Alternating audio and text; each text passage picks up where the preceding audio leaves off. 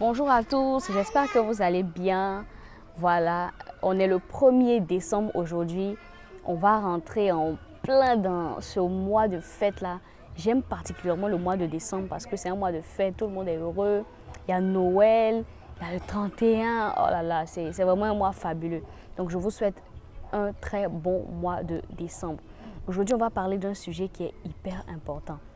Les ennemis de la destinée. Mais avant de commencer, je vais me présenter d'abord pour ceux qui ne me connaissent pas. Je suis Aneka Teye et je suis une passionnée de développement personnel. Je suis votre sœur et moi, ma vision vraiment, c'est d'aider chaque personne à connaître son identité et à rentrer pleinement dans sa destinée. Et on va parler aujourd'hui de destinée. Comme je vous l'ai dit, chacun d'entre nous, toi comme moi, on a été créé pour accomplir quelque chose de précis sur cette terre-là. On a été créé pour accomplir quelque chose de grand. On a été créé pour influencer notre génération, pour impacter notre génération.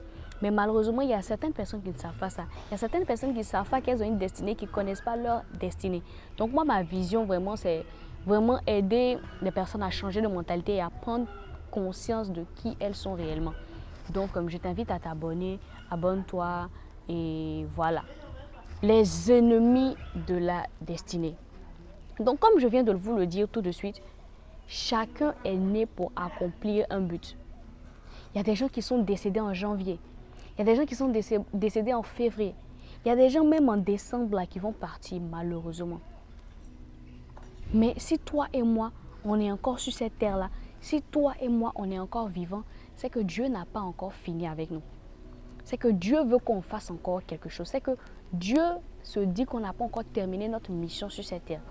Et toi, tu as une mission. Moi, j'ai une mission. Et c'est ça la destinée.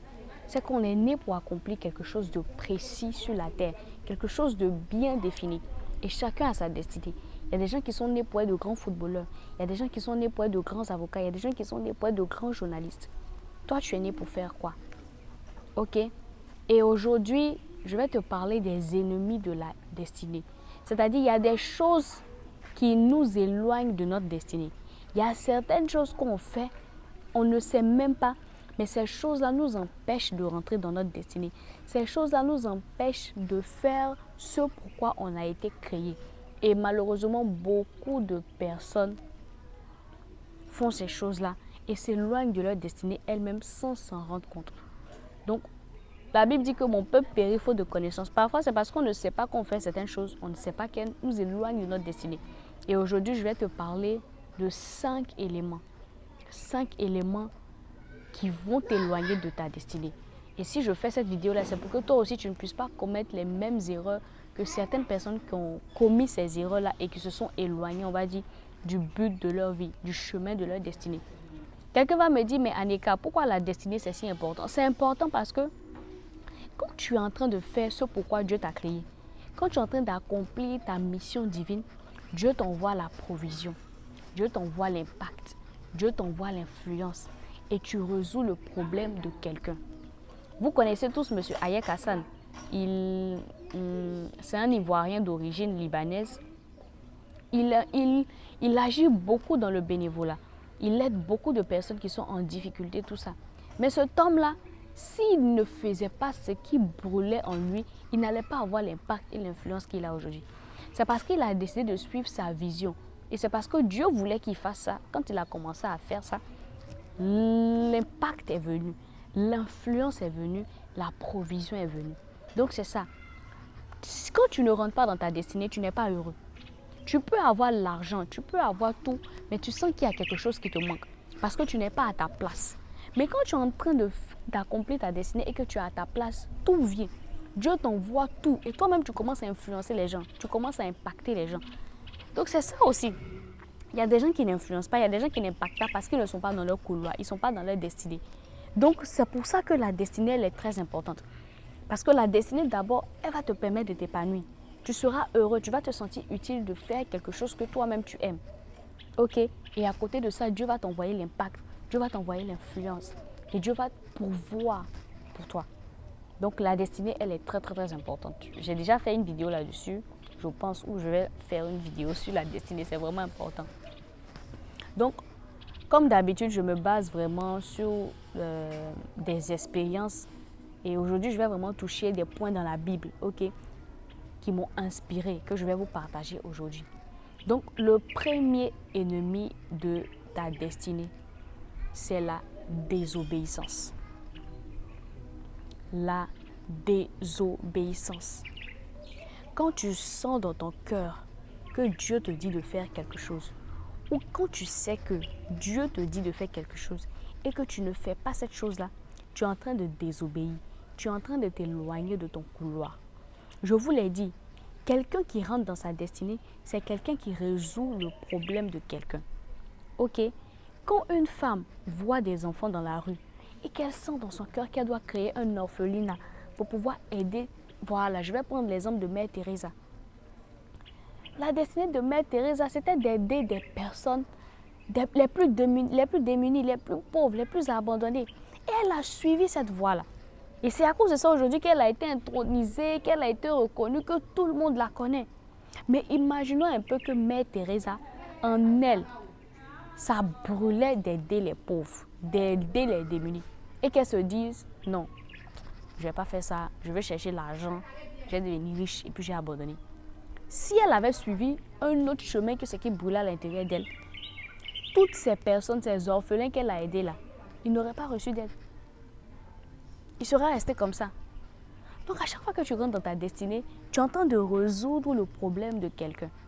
Et le premier point que tu dois suivre pour pouvoir rentrer dans ta destinée, c'est obéir à Dieu. Parce que c'est lui qui t'a créé. Toi-même, tu ne t'es pas créé. C'est Dieu qui te donne le souffle de vie chaque jour. Il peut te l'enlever quand il veut. Donc quand Dieu met quelque chose à l'intérieur de toi, quand Dieu te dit de faire quelque chose, tu dois obéir. D'accord? Je prends l'exemple de Moïse dans la Bible. Moïse était destiné à rentrer à Canaan. C'était Moïse qui devait envoyer le peuple d'Israël à Canaan. Mais Moïse n'y est pas allé. Pourquoi? La désobéissance. Arrivé un moment, le peuple avait soif. Je crois que c'est dans Nombre 20, du verset 8 à 11. Le peuple avait soif. Et Dieu a dit à Moïse, je veux que tu parles au rocher. Et qu'est-ce que Moïse a fait? Moïse a pris un bâton et il a tapé le rocher. Dieu lui a dit de faire A. Lui, il a fait B. Et Moïse, qui était un homme si spirituel, celui à qui Dieu parlait, Moïse avait une telle intimité avec le Seigneur. Mais juste à cause de cette petite désobéissance-là, Dieu a dit à Moïse, tu n'entreras pas à Canaan. Et Moïse n'est pas rentré à Canaan. Moïse est mort. Pourtant, la destinée de Moïse, Dieu voulait que Moïse rentre à Canaan. Il rentre sur cette terre promise où coule le lait et le miel. Mais ce n'est pas arrivé. Parce que Moïse a désobéi arrivé un moment. Dieu lui a dit de faire quelque chose et lui, il n'a pas fait ça. Et c'est comme ça pour chacun d'entre nous. Quelqu'un va me demander, mais Annika, comment je fais pour savoir que Dieu veut que j'aille dans tel couloir ou que je fasse telle chose? Dieu, il est tellement fort. J'espère que le soleil ne nous dérange pas. Dieu, il est tellement fort. Parfois, là, tu n'es pas obligé d'entendre sa voix. Tu n'es pas obligé de dormir et d'entendre « Mon fils, je veux que tu fasses telle chose. » Non. Mais il nous a donné un cœur. Il nous a donné des sentiments.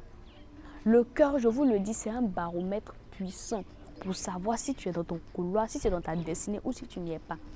Si tu es en train de faire quelque chose, tu es dans un travail, tu es dans une activité, tu es en train de faire quelque chose et que tu n'es pas heureux, ton cœur n'est pas en paix.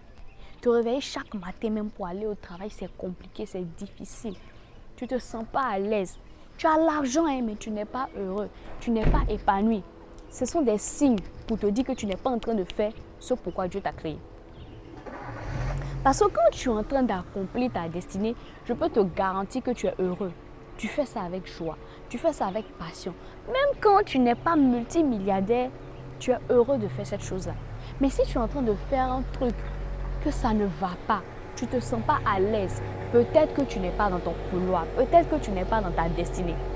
Donc suivez votre cœur. Parfois là, le meilleur moyen par lequel Dieu passe pour te parler, c'est ton cœur. Mais tu n'obéis pas à tes sensations, tu n'obéis pas au ressentiment de ton cœur. Toi, tu vois l'argent seulement. L'argent, il faut que je devienne riche, il faut que j'ai de l'argent. Il y a plein de personnes que je vois qui ont un travail, qui ont l'argent, mais qui ne sont pas heureux, qui sont corrompus, qui sont toujours froids. Donc, obéis à Dieu. Quand vous allez à l'hôpital et que vous voyez une sage-femme qui traite mal des femmes enceintes, elle est censée aimer les enfants, elle est censée faire accoucher une femme, mais elle est odieuse. Pourquoi? Parce que généralement, il n'y avait pas de travail. Le concours de sage-femme s'est présenté. Elle a passé, elle a eu. Finalement, elle se retrouve à être sage-femme, mais elle-même n'aime pas le métier. Et elle n'est pas épanouie. Elle a un salaire chaque fin du mois, mais elle est toujours froide. Elle n'aime pas les femmes enceintes. Pourquoi? Parce qu'elle n'est pas dans sa destinée. Donc, premier point, la désobéissance est un ennemi de la destinée. Si tu veux rentrer dans ta destinée, si tu veux accomplir ta mission, obéis à Dieu. Et si tu n'entends pas distinctement la voix de Dieu, Dieu, il est dans ton cœur. Ok? Si dans ton cœur, tu sens que ce que tu es en train de faire là, tu n'es pas à l'aise là-dedans, il n'y a pas de but, tu ne sais pas pourquoi tu fais ça, tu n'es pas heureux, tu ne te sens pas bien malgré le fait que tu aies l'argent, tout ça, c'est un signe. Obéis à ton cœur, obéis à tes sensations. Oprah Winfrey l'a dit. J'ai regardé une vidéo d'Oprah Winfrey où elle disait, arrivé un moment, elle a commencé à faire la télé. Ça marchait tellement bien. Elle était noire, elle était connue, ça passait, tout ça. Et on voulait qu'elle fasse quelque chose d'autre, mais on allait augmenter son salaire. Elle s'est assise, elle a réfléchi. Et elle s'est rendue compte que ce n'est pas ce qu'elle voulait. Elle ne voulait pas devenir une machine pour la télé. Elle ne voulait pas devenir un pantin pour la télé. Mais elle voulait utiliser le don que Dieu lui avait donné là pour accomplir quelque chose qui était dans son cœur.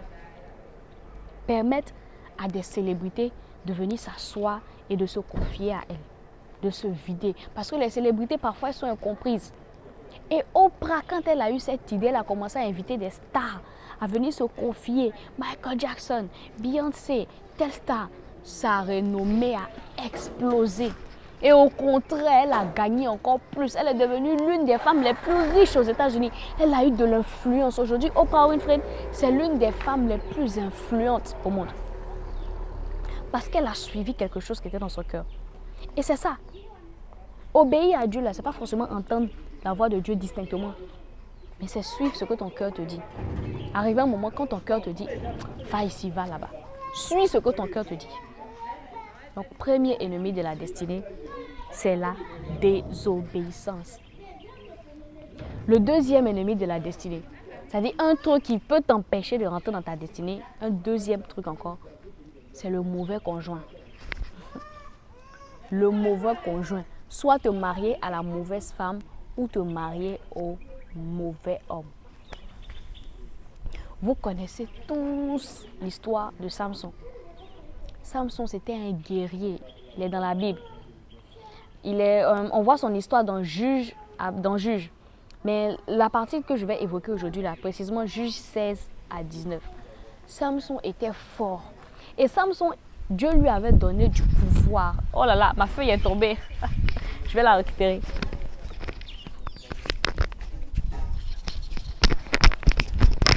Ok, c'est bon. C'est sur la feuille au fait que j'ai marqué les versets.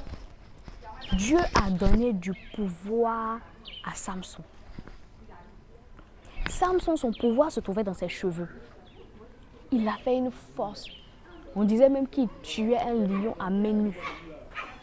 Mais Samson a connu l'une des pires erreurs à ne pas commettre. Et qu'il a définitivement éloigné de sa destinée. Il allait se mettre en couple avec Delilah. Il allait se mettre en couple avec Delilah. Alors que Delilah était là, on va dire, c'était une envoyée des personnes qui n'aimaient pas Samson pour venir faire du mal à Samson.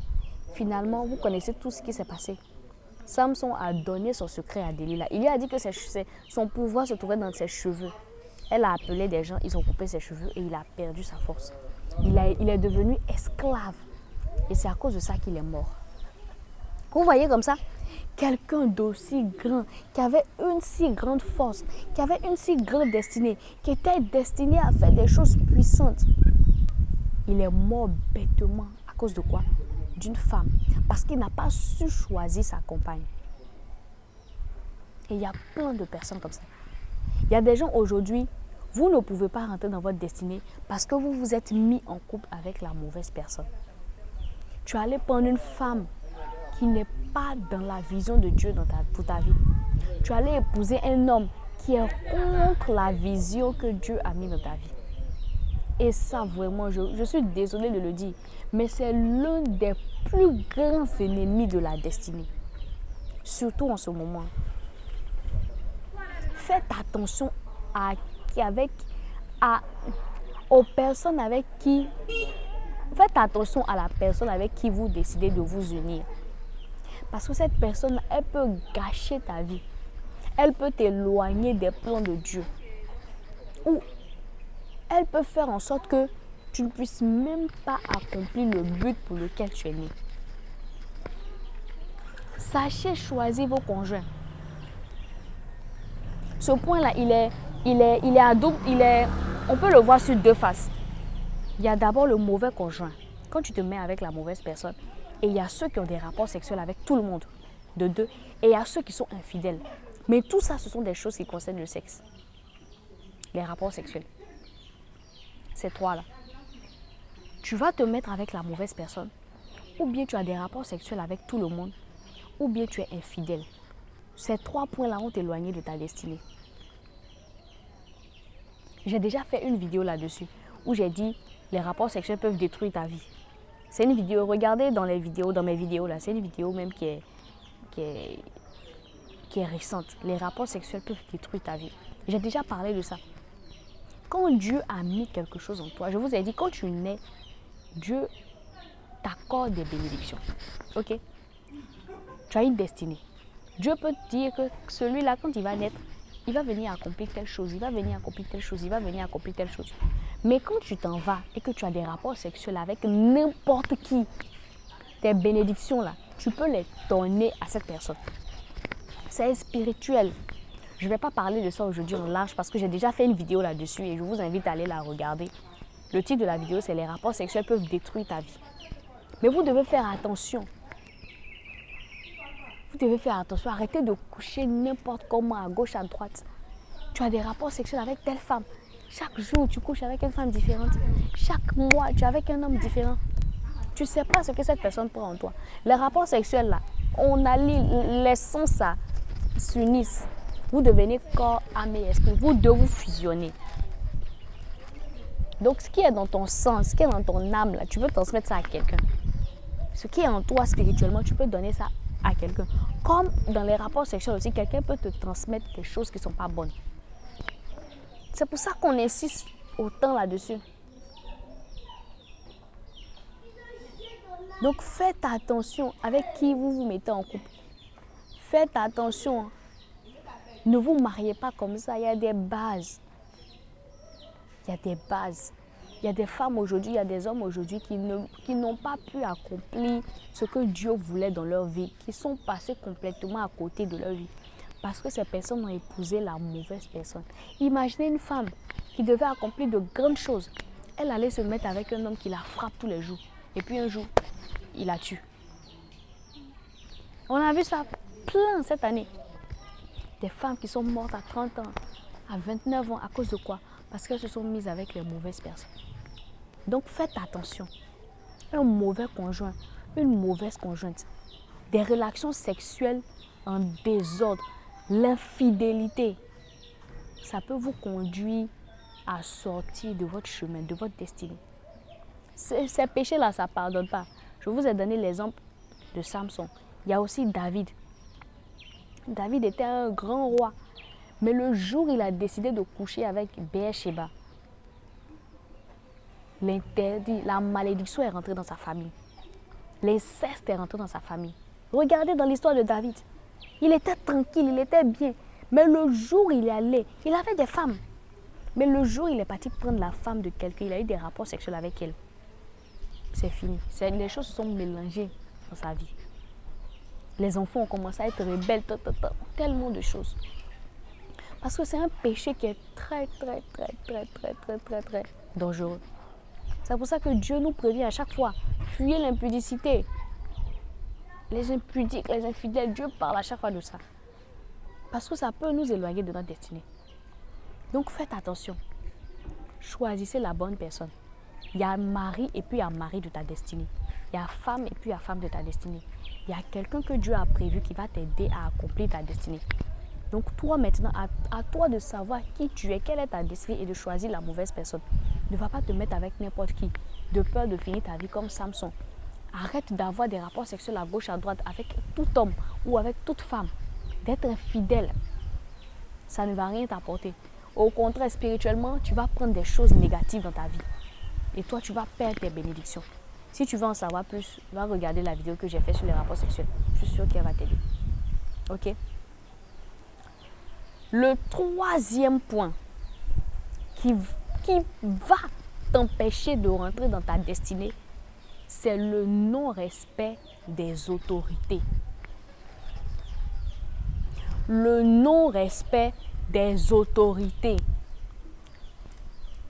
Dans cette vie-là, Dieu a établi des autorités sur nous. Déjà, Dieu est l'autorité suprême. Lui qui est dans le ciel, il est l'autorité suprême. Donc lui-même, tu dois le respecter. Là, il n'y a rien à dire là-dessus. Mais à part ça, il y a des autorités spirituelles et il y a des autorités aussi terrestres. Bon, comment je peux dire ça? On va dire terrestre.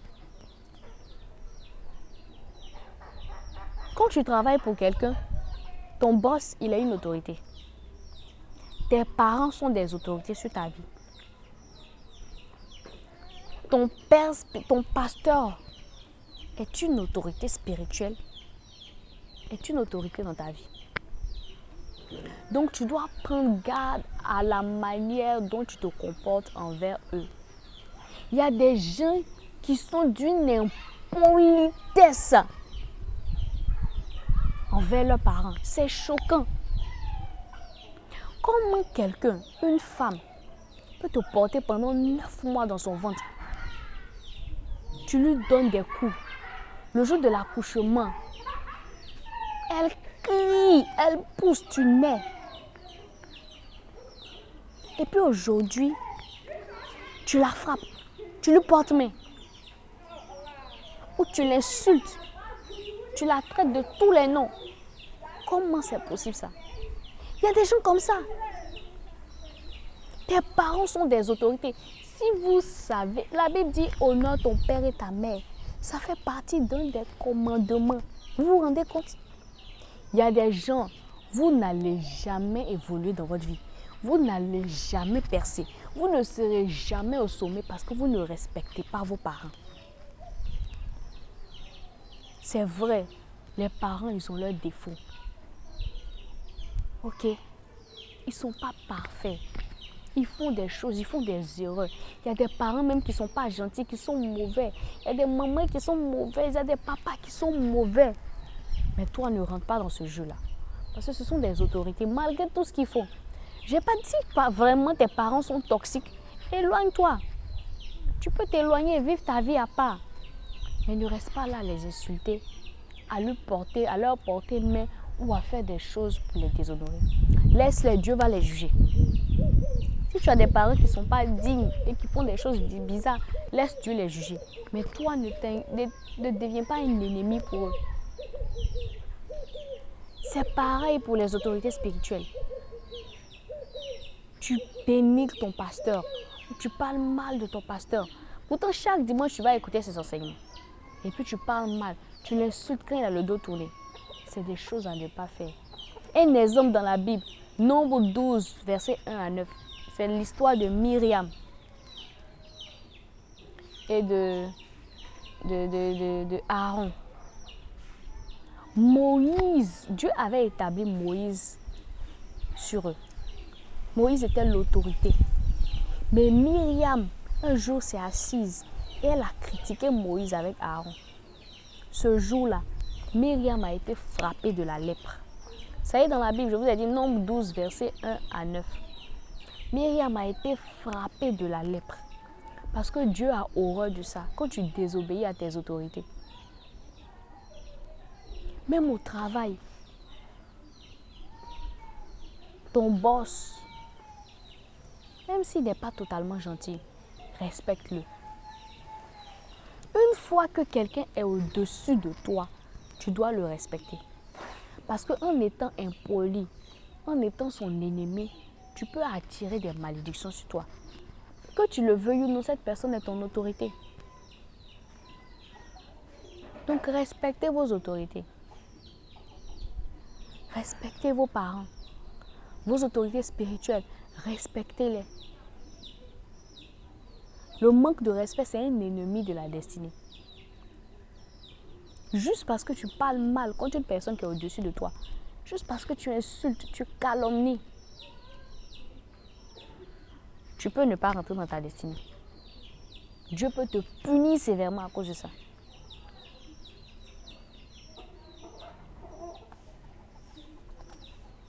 Ok? Donc faisons attention. Respectons nos autorités.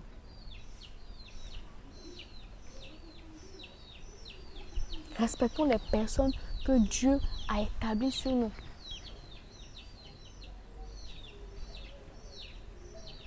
D'accord? C'est un ennemi de la destinée, le manque de respect contre les autorités. C'est le troisième nom. Le quatrième ennemi de la destinée que je peux vous donner, c'est la recherche effrénée d'argent et de pouvoir.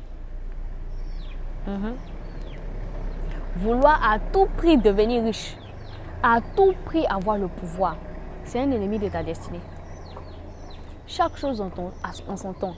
La Bible dit qu'il y a un temps pour toute chose. Il y a un temps pour être heureux, il y a un temps pour être triste. C'est comme ça la vie. Il y a un temps pour avoir beaucoup d'argent, il y a un temps pour avoir un peu. Malheureusement, il y a des gens qui ne veulent pas attendre. Eux, ils veulent sauter les étapes. Tes amis ont travaillé dur, ils sont devenus milliardaires. Toi, tu veux juste aller voir un homme riche, te marier avec lui pour avoir la vie de milliardaire.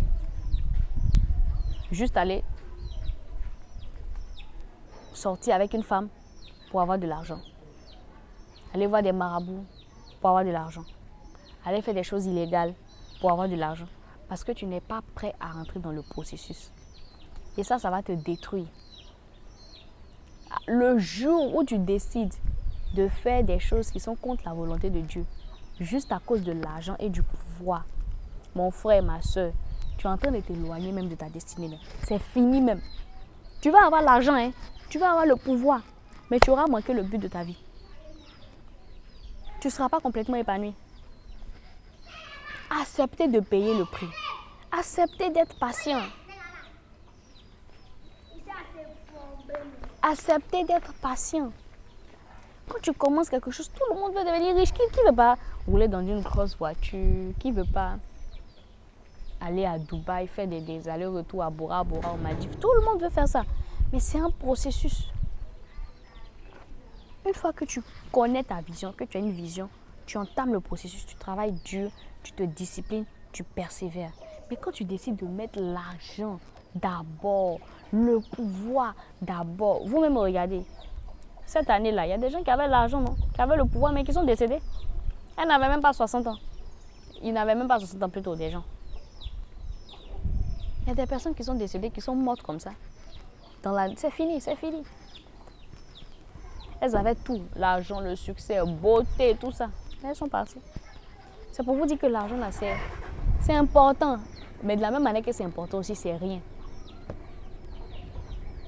C'est important. Tu vas rouler dans une grosse voiture, je décrète ça, c'est superbe. Tu vas avoir une grosse maison, c'est superbe. Mais l'argent ne doit pas être au-dessus de tes valeurs. L'argent ne doit pas passer au-dessus de Dieu. L'argent ne doit pas passer au-dessus des autres. Si tu es en train de faire ça, tu es en train d'aller contre la vision même de Dieu. Tu es prêt à tout, ou tu es prête à tout pour avoir de l'argent. Tu es prêt à tout, tu es prête à tout pour voyager en première classe. À faire n'importe quoi. Tu vas t'éloigner de ta destinée. Et finalement, c'est toi qui vas souffrir.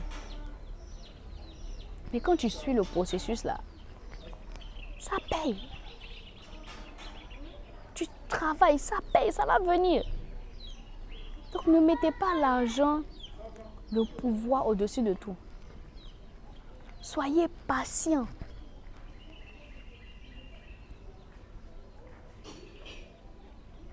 Soyez patient. Attendez, travaillez dur. Vous allez voir que Dieu va vous donner aussi pour vous. D'accord? Donc ça, c'est le quatrième ennemi de la destinée. L'argent, le pouvoir, le manque de patience. Vouloir tout avoir sans attendre. Je veux devenir riche, je veux être aussi comme telle femme là. Je veux rouler dans des grosses voitures. Et je vais pas travailler, je vais aller voir un homme, il va me nourrir, il va me épouser. Ça, c'est trop facile. Hein. Vous voyez là? C'est trop facile. Et le dernier point que je vais évoquer aujourd'hui, peut-être que je vais faire une suite, hein, parce qu'il y a tellement d'ennemis de la destinée, mais je ne veux pas que la vidéo soit trop longue. Donc le cinquième point aujourd'hui que je vais voir, le cinquième ennemi de la destinée, c'est la paresse. La paresse. La procrastination, si je peux dire ça. Il y a des gens, Dieu veut que tu fasses quelque chose.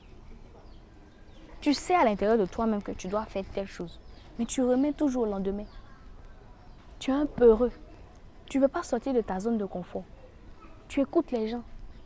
Ça là, qui t'a dit que ça va marcher? Ça là, qui t'a dit que c'est pour toi? Ça là, les gens échouent dedans. Hein. Tu écoutes les gens. Finalement, tu restes là. Tu n'avances pas. Tu es toujours au même stade. Et tu te plains, tu deviens aigri.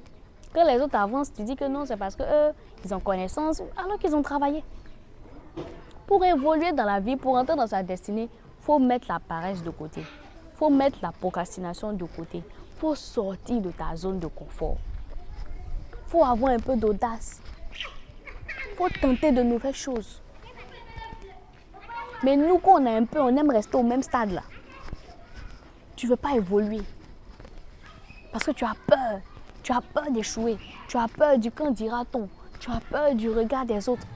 Tu es fatigué, tu es paresseux. À chaque fois, tu remets au lendemain. Mais ça ne va jamais marcher.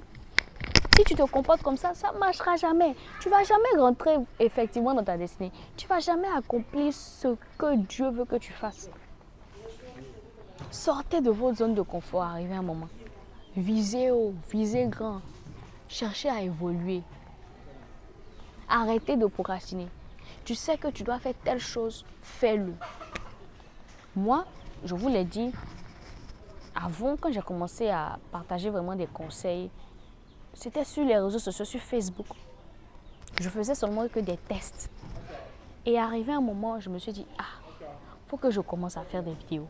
Ça brûlait vraiment en moi de faire des vidéos. À chaque fois, il faut que tu fasses des vidéos, il faut que tu fasses à chaque fois. J'étais là, là, je vais m'exposer sur les réseaux sociaux, hein, avec les gens qui sont là, qui n'hésitent pas à insulter les gens sur les réseaux sociaux, à dire des conneries, tout ça. Mais arrivé un moment, j'ai décidé de mettre ma vision au-dessus du quand dira-t-on. Et j'ai commencé à faire les vidéos et je suis très heureuse. Ok, c'est comme ça. La paresse, c'est un ennemi de ta destinée. La procrastination, c'est un ennemi de ta destinée. La zone de confort, c'est un ennemi de ta destinée. Tu ne vas jamais avancer si tu penses comme ça. Si tu veux devenir cet homme ou cette femme d'impact, cet homme ou cette femme d'influence, tu veux vraiment vivre la vie de tes rêves, la vie que tu veux réellement, la vie que tu mérites. Arrivé à un moment, il va falloir que tu sois audacieux. Il va falloir que tu fasses des choses qui font battre ton cœur. Ton cœur bat. Toi-même, tu dis, Seigneur, pourquoi je suis arrivé? Mais tu fais. Et puis quand tu fais, tu es contente. Ça t'amène quelque part d'autre. D'accord? Sortez de votre zone de confort. Arrêtez d'être paresseux. Depuis là, tu vois des enfants, tu as envie de faire un orphelinat, mais à chaque fois tu remets au lendemain. J'ai fait ça demain, j'ai fait ça demain, j'ai fait ça demain. Depuis là, toi-même tu vois que tu n'épargnes pas. Tu travailles mais tu n'as aucune épargne. Pourtant tu veux investir. Mais à chaque fois que ton argent vient, bon, je vais épargner le mois prochain. bon, je vais épargner le mois prochain. Le mois prochain, jusqu'à 1 an, tu n'as pas encore épargné. Donc, tu ne peux pas investir. Depuis là, tu dis que tu vas commencer une entreprise. Depuis, tu dis que tu vas commencer une entreprise. Tu vas commencer un nouveau projet. Mais tu remets au lendemain. Bon, demain, je vais faire ça. Demain, je vais faire ça. Demain. Finalement, aujourd'hui, tu n'as pas encore fait. Et ça t'empêche d'évoluer. Quand tu décides quelque chose, va jusqu'au bout. Quand Dieu a mis un projet dans ton cœur, Dieu a mis une vision dans ton cœur, suis-la jusqu'au bout. C'est important. D'accord? Donc, c'est vraiment ces 5 éléments-là que je voulais vous partager aujourd'hui. Les 5 ennemis, 5, bon, ce n'est pas les 5 parce qu'il y en a d'autres, mais 5 ennemis de ta destinée. J'ai cité en premier lieu la désobéissance. Deuxième, le mauvais conjoint, le sexe, les rapports sexuels avec n'importe qui, l'infidélité. Troisième, le non-respect des autorités. Quatrième, l'argent, le pouvoir. Et puis en cinquième, la paresse, la zone de confort, la procrastination. Ce sont des ennemis de ta destinée. Donc maintenant que tu les connais, fais en sorte de ne plus faire ces choses-là pour qu'elles ne t'empêchent pas d'accomplir le but de ta vie. Ok, donc je vais m'arrêter là les amis. Je vous invite vraiment à liker la vidéo. Voilà, partagez la vidéo.